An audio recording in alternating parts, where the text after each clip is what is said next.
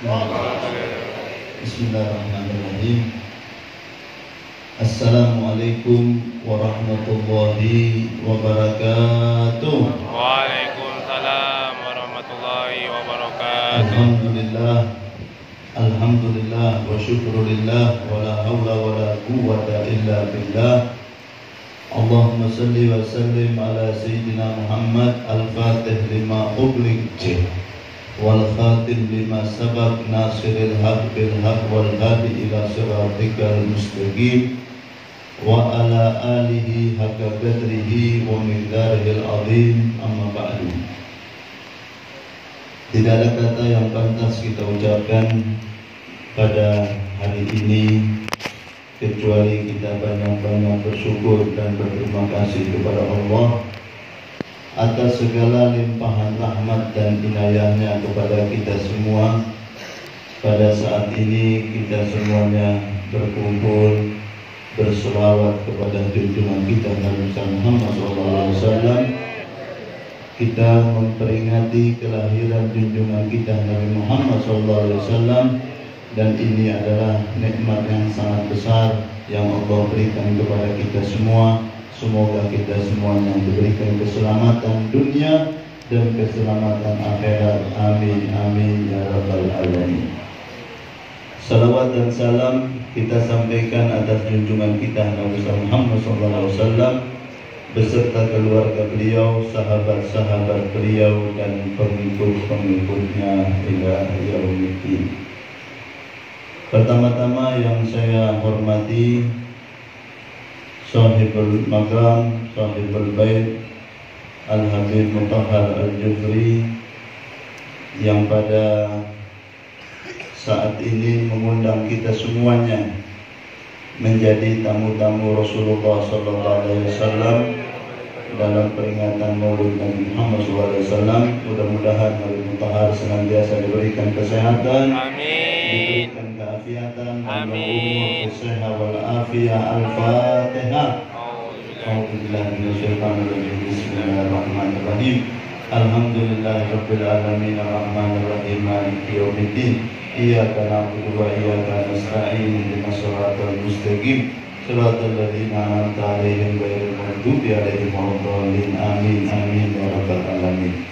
Yang saya hormati pimpinan daerah kita, Bapak Gubernur Kalimantan Utara, semoga beliau senantiasa diberikan kesehatan, diberikan keafiatan bersama keluarga dan seluruh masyarakat Kalimantan Utara dalam lindungan dan penjagaan Allah Subhanahu wa taala. Amin. Bapak Bupati Bulungan dan seluruh pejabat-pejabat pemerintah yang hadir, anggota DPR, di sini ada Habib Ahmad Al-Jufri dan tokoh-tokoh DPR yang lain.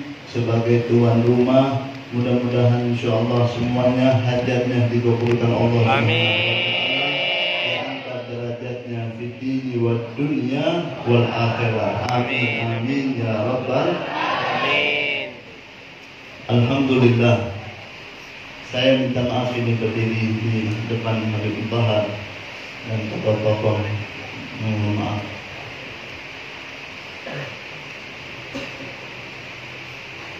Alhamdulillah. Masyaallah, tabarakallah. Kita memperingati kelahiran Nabi Muhammad udah 1400 tahun. Nah, ini mikrofonnya udah mantap. Terima kasih panitia. Jazakumullah khair.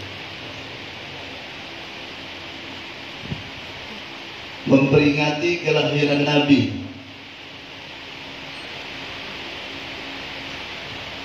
Sebab kenapa para hadirin? Sebab kelahiran Nabi Muhammad ini merubah struktur kehidupan manusia. Kelahiran Nabi Muhammad ini merubah pemikiran manusia. Kelahiran Nabi Muhammad ini merubah watak manusia. Kelahiran Nabi Muhammad ini merubah pola pikir manusia. merubah akhlak budi manusia yang tidak baik menjadi pekerti yang baik, pikiran yang jahiliyah menjadi pikiran yang ilmiah, perbuatan yang tercela menjadi perbuatan yang terpuji. Semua ini lahir setelah junjungan kita Nabi Muhammad dilahirkan di muka bumi ini. Allahumma salli alaihi wa barik alaihi. Tidak kurang dari 500 tahun bumi ini kosong dari Rasul. Tidak kurang 500 tahun bumi ini kosong dari utusan Allah.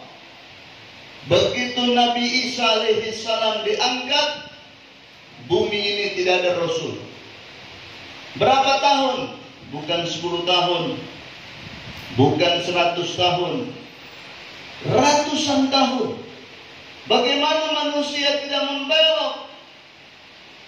Bagaimana manusia tidak terjerumus kepada jahiliyah? Bagaimana manusia tidak menjurus kepada kebodohan? Bagaimana manusia tidak menjurus kepada perbuatan yang tercela? Seorang utusan Allah di muka bumi ini kosong, pembimbing kosong, mursyid kosong, pembawa cahaya kosong. Maka manusia dalam kegelapan. Bukan hanya di Jaziratul Arab, bukan hanya di negeri Arab, seluruh dunia pada saat itu dilanda dengan kebodohan jahiliyah. Yang kaya menindas yang miskin. Asal dia kaya, yang miskin dijadikan budak. Yang punya ilmu sedikit mempengaruhi yang bodoh. Yang kuat menindas yang lemah. Itu kehidupan pada saat itu. Lahir Nabi Muhammad sudah ditunggu-tunggu.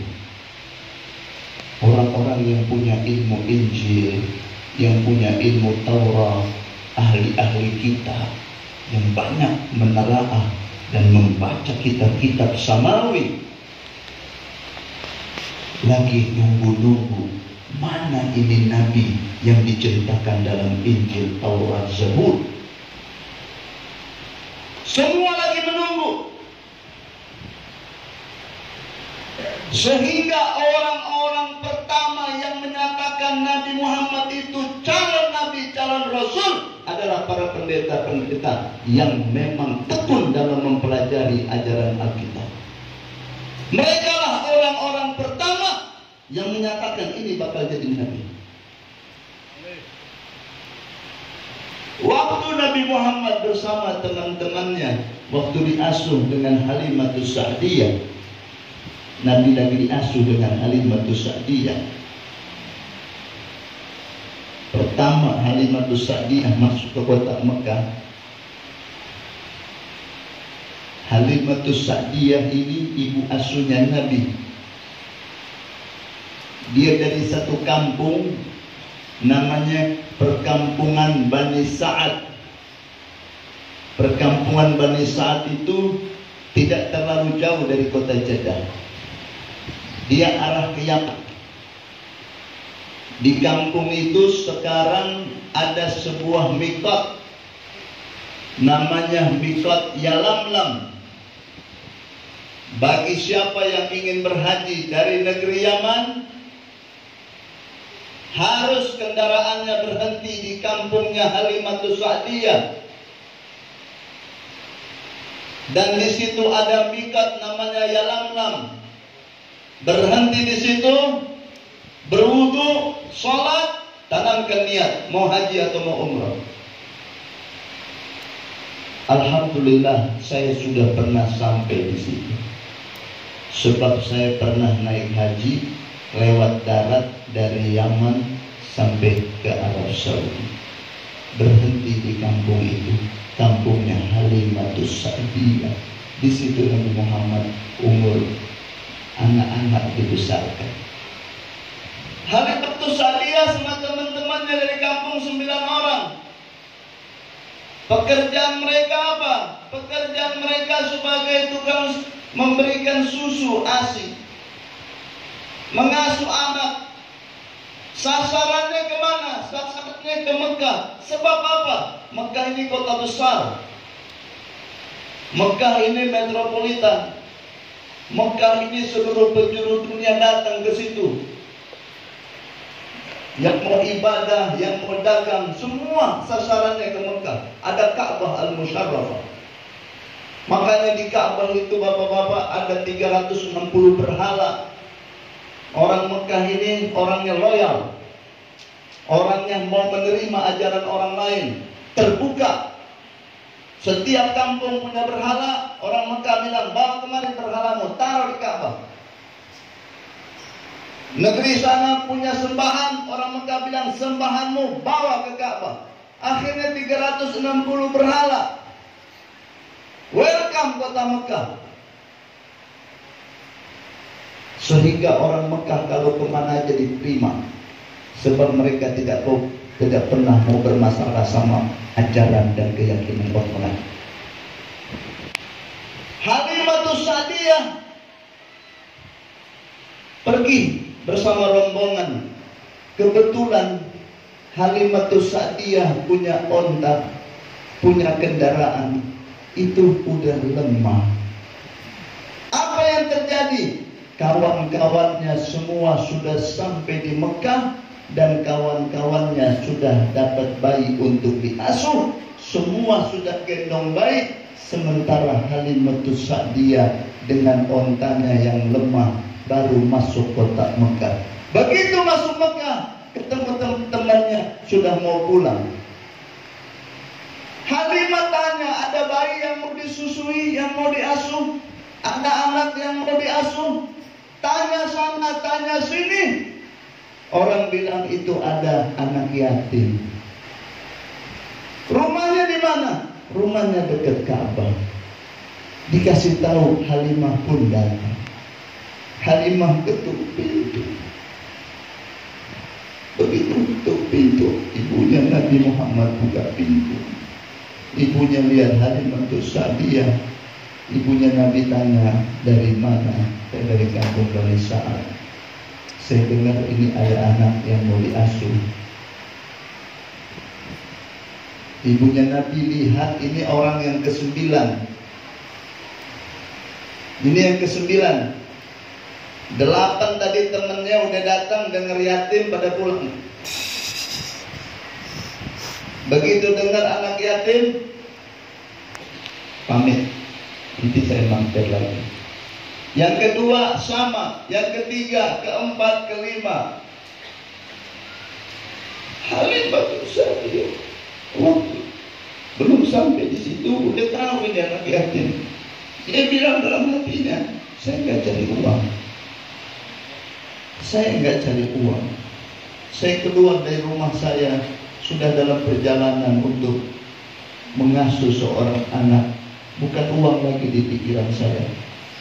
Mana itu anak, kata Halimatus Sa'diyah. Begitu Halimah Sa'diyah lihat Nabi Muhammad, falamma waqa nadaru alaih badarat musri'atan ilaih. Waktu Halimah lihat itu Nabi Muhammad, Halimah udah enggak sabar mau peluk Nabi Muhammad SAW. Ternyata waktu Nabi Muhammad lahir, makhluk-makhluk Allah ini semuanya sudah bermohon kepada Allah. Para malaikat datang menghadap sama Allah. Apa kata para malaikat? Malaikat berkata, ya Allah, izinkan untuk mengasuh Nabi Muhammad. Kami para malaikat akan mengasuh dan menjaganya. Dijawab sama Allah, tidak. Bukan jatuh kepada kalian hak asuh. Datang makhluk-makhluk yang lain, semua bermohon. Allah katakan hak asuh bukan jatuh sama kalian. At-tuyur, burung-burung, rame-rame burung-burung datang menghadap sama Allah. Ya Allah, kami adalah komunitas burung. Kami mampu menjaga Nabi Muhammad, mengasuh Nabi Muhammad, merawat Nabi Muhammad. Berikan hak pengasuhan dan perawatan Nabi jatuh kepada kami. Allah katakan, wahai burung-burung, hak asuh bukan jatuh sama kalian. Yang terakhir datang siapa? Binatang-binatang buas, singa, macan, semua binatang buas yang gagah-gagah perkasa mohon kepada Allah, ya Allah, hak asuh dan penjagaan kepada Nabi serahkan sama kami. Kami akan jaga dan asuh Nabi Muhammad 24 jam. Allah katakan tidak. Hak asuh sudah aku tulis, aku catat dalam Lauhul Mahfuz. Yang akan mengasuh Nabi Muhammad adalah Halimatus Sa'diyah. Halimatus Sa'diyah sudah tertulis sebelum Allah ciptakan langit, sebelum Allah ciptakan bumi, sebelum Allah ciptakan apa-apa, sudah ditulis di Lauhul Mahfuz. Hak pengasuh terhadap junjungan Nabi Muhammad adalah Halimatus Sa'diyah. 8 temannya Halimah datang, baru dengar anak yatim udah eleh. Sudah ini takdir Allah, karena hak asuh bukan kepada mereka, tapi jatuh kepada Halimatus Sa'diyah. Dibawa sama Halimatus Sa'diyah, dibesarin sama Halimatus Sa'diyah.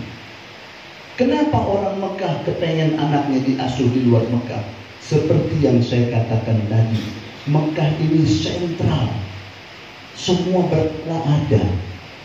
Bahasa Arab sudah tercemar, maka orang-orang Mekah berpikir bagaimana anaknya ini bisa mendapatkan bahasa Arab yang asli dari perkampungan-perkampungan, bisa mendapatkan pendidikan adat istiadat orang-orang Badui yang baik-baik, sehingga mereka berpikir mereka harus berangkatkan anak mereka tinggalkan kota Mekah biar jauh di mata api, dapat pendidikan yang baik. Seperti orang-orang tua santri ini sama. Anak-anak ini mereka sayang sekali. Kalau mau ikuti hati kecil orang tua santri-santri ini, pastilah hati kecil mereka kepengen anaknya depan matanya. Pasti. Ya, apalagi ibunya, apalagi ibu berat mau lepaskan anaknya tamat SD, tapi karena lingkungan tidak mendukung di rumah, lingkungan pergaulan di sekitar rumah tidak mendukung, HP merajalela, internet di mana-mana, akhirnya apa?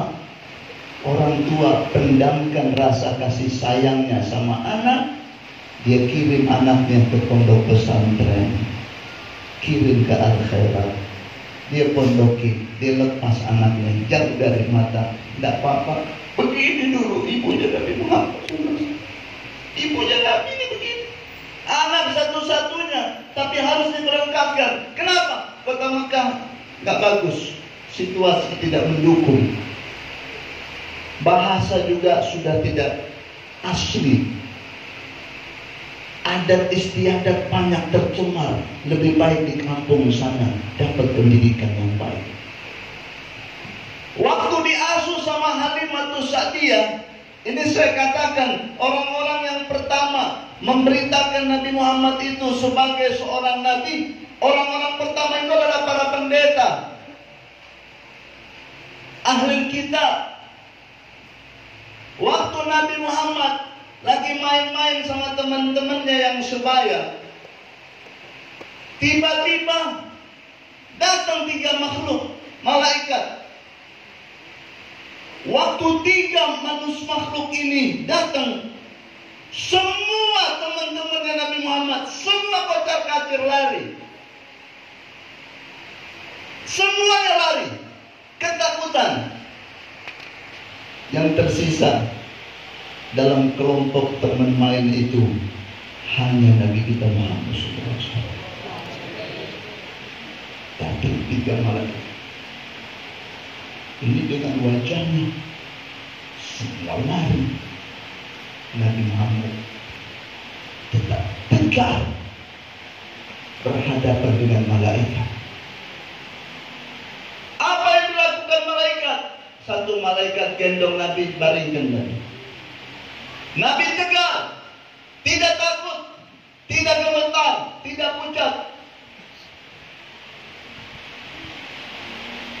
Satu lagi malaikat mulai belah dada Nabi Muhammad.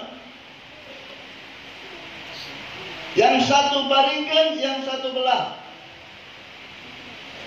Malaikat yang ketiga, malaikat Jibril alaihissalam, angkat jantung hatinya Nabi Muhammad. Famala'uhu bil hilmi wal ilmi wal yakin wal ridwan.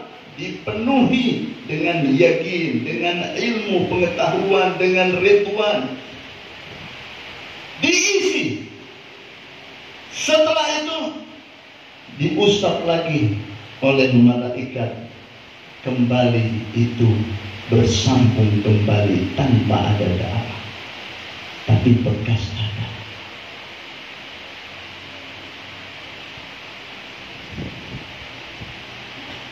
Malaikat mulai timbang Nabi Muhammad punya berat. Dibandingkan dengan 2 orang masih berat Nabi. Dibandingkan dengan 10 orang masih berat Nabi. Allah bilang sama malaikat Jibril, ya Jibril, kalau engkau bandingkan beratnya Nabi dengan alam semesta, masih lebih berat Nabi Muhammad SAW. Makanya Sayyidina Ali waktu sudah pembukaan kota Mekah, Fathul Mekah, berhala banyak di atas Ka'bah, mau dibersihkan. Kata Nabi, ya Ali, kamu nunduk. Saya mau naik di pundak kamu, biar saya yang injak pundakmu. Nanti kamu angkat badan saya mau bersihkan ini berhala di atas Ka'bah. Sayyidina Ali menunduk. Nabi naik di sini. Ini dalam satu kitab namanya Hadis An-Nasai. Imam Nasai menulis beberapa hadis dan masuk salah satu hadis ini. Sayyidina Ali pun nunduk. Nabi naik di pundaknya. Ya Ali, angkat, berdiri. Begitu Sayyidina Ali mau berdiri, dia nggak mampu angkat Nabi. Bulan dan bintang ini di pundaknya. Mana dia mampu angkat? Ya Ali, berdiri. Sayyidina Ali dengan kekuatannya bukan malah bisa mengangkat Nabi, kakinya masuk ke dalam tanah. Amblas. Wah, ini juga pendekar juga. Padahal ini batu-batuan ini di Ka'bah. Amblas. Ya Ali, angkat. Mulai diangkat, makin amblas badannya. Nabi Muhammad tersenyum. Artinya secara tidak langsung Nabi mau beritahu, kamu gak bakal mampu angkat saya. Ini bulan, bintang, bumi, ini kamu angkat mana kuat. Jibril udah coba waktu saya masih kecil, ditimbang, habis dibelah dada, ditimbang, tidak bisa terkalahkan. Nabi tersenyum bilang sama Sayyidina Ali, ya Ali, ayah, kamu yang naik di pundak saya, kamu gak bakal bisa angkat saya. Ayah, Nabi Muhammad ini, Ali naik. Sayyidina Ali naik. Begitu Nabi Muhammad berdiri, kata Sayyidina Ali, waktu Nabi berdiri, bukan cuma berhala di atas Ka'bah bisa saya sentuh. Kalau saat itu saya mau sentuh bulan bisa, saya mau sentuh matahari bisa. Saking tingginya saya diangkat oleh junjungan Nabi besar Muhammad SAW.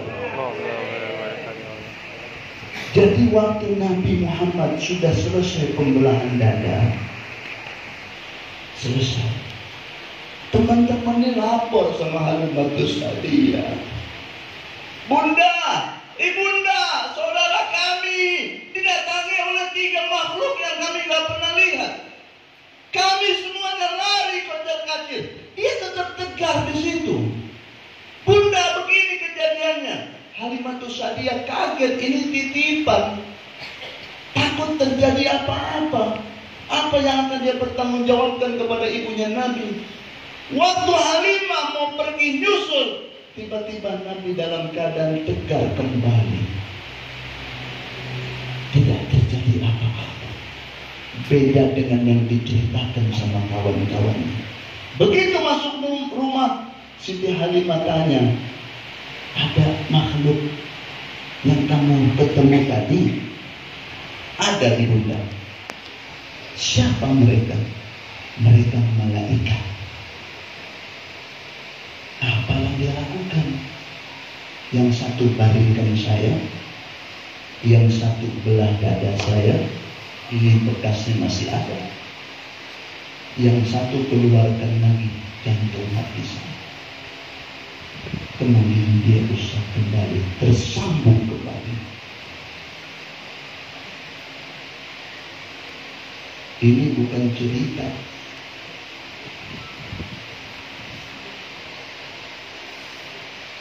Ini bukan cerita, bukti bekas belahan ada. Saksi mata kawan-kawannya yang lihat ini ada. Tapi nggak kenapa-napa.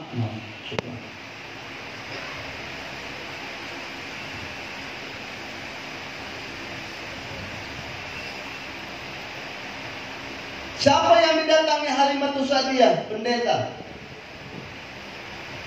Pendeta yang didatangi. Di bawah Nabi Muhammad. Halimah Muqaddimah, pendahuluan, bilang sama pendeta, Pak Pendeta, ini anak saya melihat makhluk begini dilakukan. Setelah pendeta dengar penjelasan Halimatus Sa'diyah, pendeta tanya sama Nabi Muhammad, apa pertanyaannya? Yabna Zamzam wal Magam warukni wa baitil haram afil yagadati ra'aita hada amfil mana? Yabna Zamzam wal Magam. Nabi Muhammad dipanggil bukan Muhammad. Apa dipanggil sama pendeta? Yabna Zamzam, anaknya Zamzam, artinya dari Mekah. Yabna Zamzam wal Magam, makam Ibrahim. Warukni wal baitil haram, artinya kamu anak Mekah. Anak Zamzam, anak Baitul Haram, anak Ruknul Yamani, anak Magam Ibrahim. Afira afal yagadati ra'aita hada amfil manam. Aku mau tanya, kata pendeta, apakah yang kau lihat ini dalam mimpi tidurmu? Apa engkau lihat dengan mata kepalamu? Ini pertanyaannya pendeta. Kamu punya cerita ini, ibumu barusan cerita ini kamu lihat dalam mimpi? Apa kamu lihat langsung? Nabi jawab, bal wal hurmah malikil Allah syahatuhum, dengan nama Allah aku menyaksikan itu makhluk-makhluk dalam keadaan aku sadar, bukan dalam keadaan mimpi. Aku melihat langsung mereka datang kepadaku. Begitu Nabi Muhammad menjawab bahwa aku melihat langsung, bukan lewat mimpi, maka pendeta itu menyatakan, wahai anak, kamu ini bakal jadi seorang nabi. Yang datang itu adalah malaikat Jibril. Kamu nanti akan diangkat derajatmu dan kamu akan menerima firman-firman Allah yang suci dan mulia turun kepadamu. Halimah makin gemetar. Pendeta bilang kita akan jadi nabi. Halimah ketakutan kalau terjadi apa-apa. Pulang dari situ, Halimah gak tunda lagi. Nah, kita kembali ke Mekah. Kita harus pulang ke Mekah, harus pulang ke rumah ibu. Pulang Halimah ke Mekah, menyerahkan Nabi Muhammad kembali ke pangkuan ibu. Begitu Halimah menyerahkan kembali Nabi, ibunya Nabi bilang sama Halimah, Halimah, saya kasih tahu sama kamu, kamu tidak usah khawatir macam-macam. Anak saya ini bakal jadi nabi.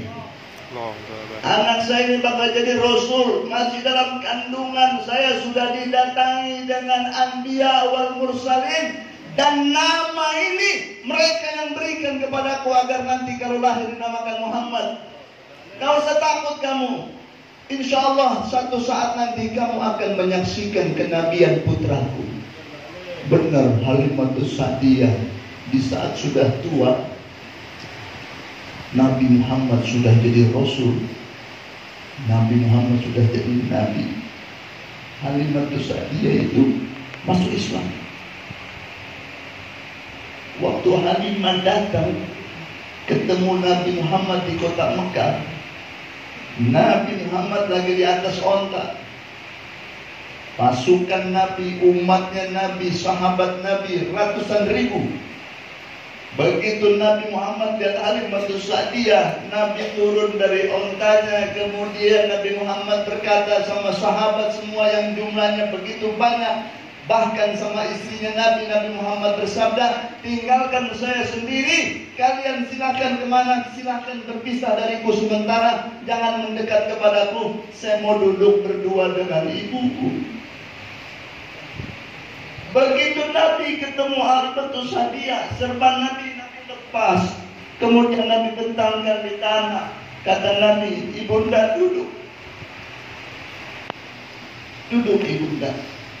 Lalu Nabi duduk di samping. Semua sahabat disuruh menjauh, jangan ada yang ganggu. Nabi mau berduaan dengan kita. Halimatus Sa'diyah akhirnya meninggal di Madinah.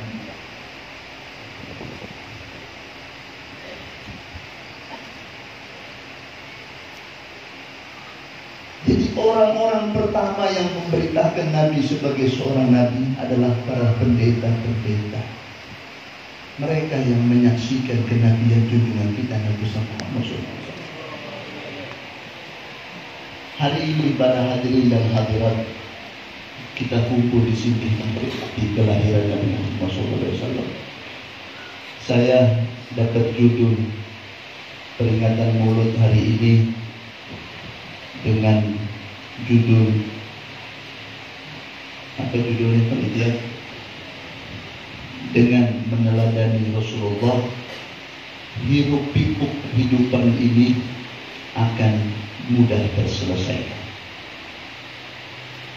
Memang benar, judul itu saya baca berkali-kali. Wah, cocok sekali ini judul. Memang benar, dengan meneladani Nabi, hiruk pikuk kehidupan ini akan terselesaikan. Benar sekali. Ada rumus Bapak Ibu. Ada rumus. Rumus ini Nabi Muhammad pakai. Apa rumus yang dipakai Nabi?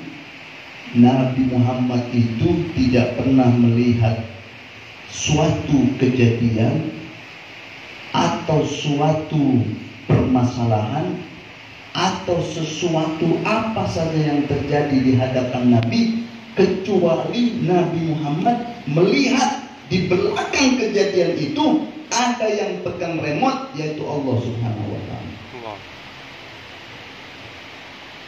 Pandangan Nabi Muhammad selalu ke langit. Apa saja ini yang dipegang sama Nabi.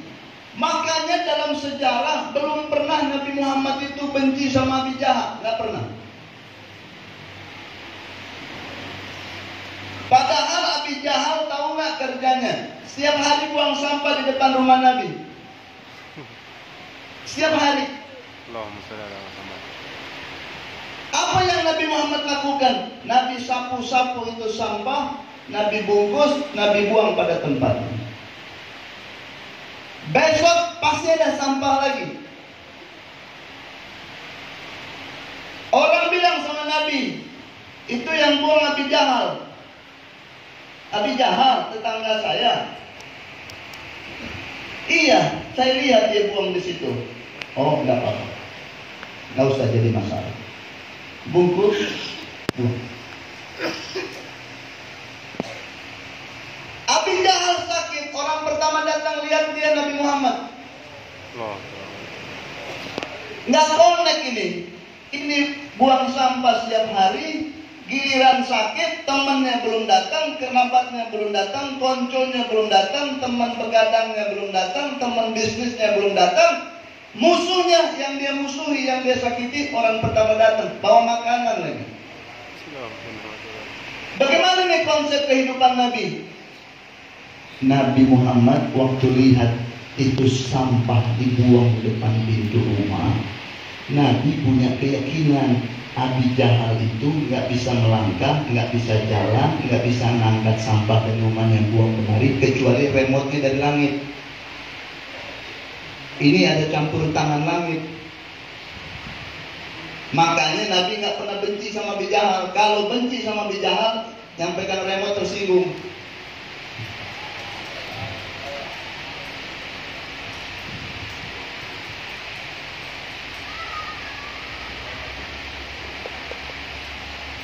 Yang pegang remote Nabi Muhammad takut tersinggung.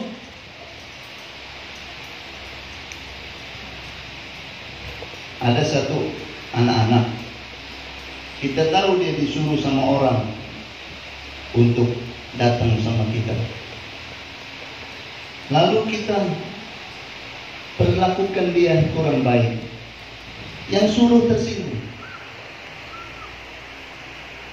Ini konsep kehidupan Nabi. Makanya Nabi Muhammad tidak pernah merasa punya musuh. Orang aja pusing sama Nabi, mau musuhin Nabi, tapi Nabi merasa punya musuh tidak ada. Sebab keyakinan Nabi, semua kejadian di bumi yang pegang remote-nya Allah. Ini remote tinggal mau diarahin kemana? Di mata Nabi Muhammad, dia datang bawa hadiah, sama dia datang bawa buang sampah di dekat rumah Nabi, sama. Semua yang pegang remote satu.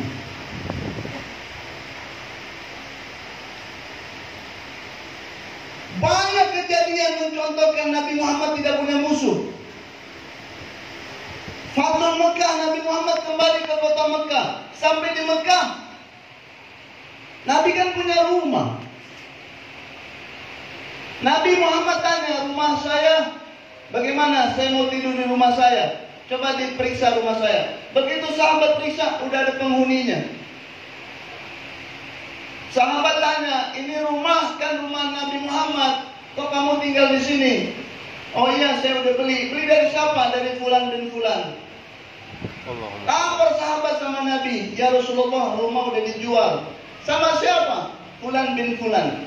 Panggil yang jual, kan saya punya. Dipanggil yang jual. Kamu jual rumah saya?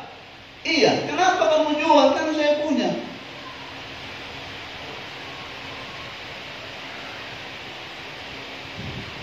Kata Nabi, udahlah, nggak ada masalah, sudah, jangan dibikin masalah sahabat. Bikin aja saya kemah di Mekah. Bikin saya kemah. Tinggal di kemah Nabi Muhammad, udah ada rumah. Semua permasalahan Nabi Muhammad tidak pernah mau permasalahkan. Nabi punya keyakinan langit yang mengatur semua. Mau disuruh hijrah, baru hijrah. Belum ada perintah dari langit, tidak hijrah.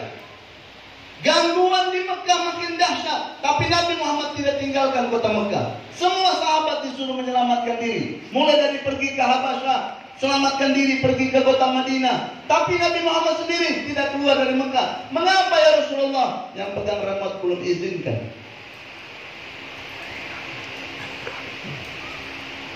Tidak punya musuh. Berperang nanti disuruh sama Allah. Manusia-manusia ini sudah gak harus hidup. Itu perintah dari Allah. Baru keluar dari rumah perang, tidak ada perintah, tidak keluar. Jadi tidak pernah Nabi Muhammad itu punya masalah. Tidak pernah. Orang saja merasa punya masalah sama Nabi, tapi Nabi Muhammad tidak pernah punya masalah. Kalau kita mau hidup kita damai, tentram, bahagia, tidak ada lain kita mencontohi junjungan kita Nabi Muhammad SAW. Ada satu kisah sebagai kisah penutup. dari saudaranya Nabi Muhammad, yaitu Nabi Allah Musa alaihissalam. Nabi Musa pernah naik di atas bukit. Nabi Musa beribadah. Setelah Nabi Musa beribadah, Nabi Musa angkat tangan. Ya Allah, perlihatkan dan tunjukkan bahwa Engkau adalah Maha Adil. Aku ingin melihat keadilan. Setelah Nabi Musa bermunajat, Nabi Musa melihat di bawah ada anak sungai. Di sungai itu ada seorang pemuda yang datang. Pemuda itu mandi di sungai, kemudian setelah mandi, naik di atas kudanya, pergi. Waktu dia pergi, ada tas ketinggalan. Nabi Musa lihat dari jauh, nonton ini kejadian. Si pemuda pergi, gak lama datang satu anak di tengah hutan. Lihat ada tas, gak ada manusia. Ini anak angkat itu tas, bawa pergi. Tidak lama lagi datang satu orang tua, buta, pelan-pelan sampai di pinggir sungai mandi. Begitu selesai mandi, pemuda yang punya tas datang, tanya sama orang tua itu, tas saya di mana? Orang tua itu jawab, maaf, saya ini tidak tahu ada tas di mana. Kata si yang punya tas, tadi tas saya taruh di sini. Dan di sini tidak ada orang kecuali kamu. Pasti kamu yang ambil. Dijawab sama orang tua, maaf, saya ini buta. Saya tidak lihat di mana ada tas. Yang punya tas bilang, sembunyikan tas, tidak perlu mata. Kamu sembunyikan di mana tas saya? Saya tidak lihat, saya tidak ambil. Mulai digebukin. Karena si pemuda ini yakin ini udah gak ada orang lain. Mulai dia pukul suruh ngaku, dia pukul suruh ngaku. Mau ngaku bagaimana? Pukul ngaku, paksa. Nabi Musa dari atas lihat, ya Allah, bukan itu yang ambil. Digebukin sampai mati. Si pemuda lagi pengen tahu di mana tasnya. Dia paksa karena tidak ada orang, sudah ini pelakunya, sampai mati. Nah, ngaku juga mau ngaku bagaimana, dia tidak lihat. Mati ini orang tua, anak muda ini pergi. Nabi Musa berintih-rintih sama Allah. Ya Allah, aku lagi mau lihat keadilanmu ya Allah. Turun malaikat Jibril. Ya Musa, kamu tadi minta apa sama Allah? Saya minta dipertunjukkan keadilannya Allah. Wahai Musa, yang kamu lihat itu bagaimana? Yang saya lihat anak muda punya tas, tasnya kemudian ketinggalan, yang ngambil orang lain, kemudian yang dituduh adalah orang yang tidak bersalah, dan sampai mati dipukul. Kata malaikat Jibril, ya Musa, karena kamu mau melihat keadilan Allah, hari ini Allah perlihatkan. Biar kamu tahu wahai Musa, anak muda itu yang punya tas, jumlah yang ada di dalam tas itu uang, isinya 2.000 dinar. Cukup besar itu isinya. Anak itu yang ngambil tas itu, orang tuanya dulu punya hak sama si anak muda ini, 2.000 dinar belum diserahkan. Dia lagi ambil hak bapaknya karena dia ahli warisnya. Bagaimana wahai Jibril dengan orang tua yang tidak bersalah itu? Kata malaikat Jibril, wahai Nabi Musa, itu orang tua dulu pernah bunuh bapaknya itu anak muda yang punya tas. Dia lari ke hutan bersembunyi. Hari ini Allah perlihatkan keadilannya. Semua pada porsinya.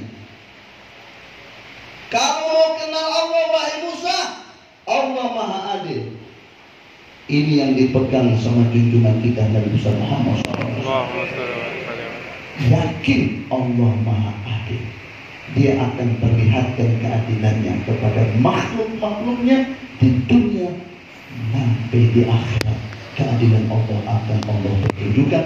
Mudah-mudahan insya Allah dengan meneladani dari Nabi Muhammad, para anbiya, kita semuanya akan mudah menghadapi kemudahan kesulitan dalam kehidupan dunia ini. Dan mudah-mudahan santri-santri ini semua menjadi ulama-ulama, orang-orang yang soleh, menjadi pemimpin-pemimpin di negeri kita, menjadi panutan-panutan di masyarakat.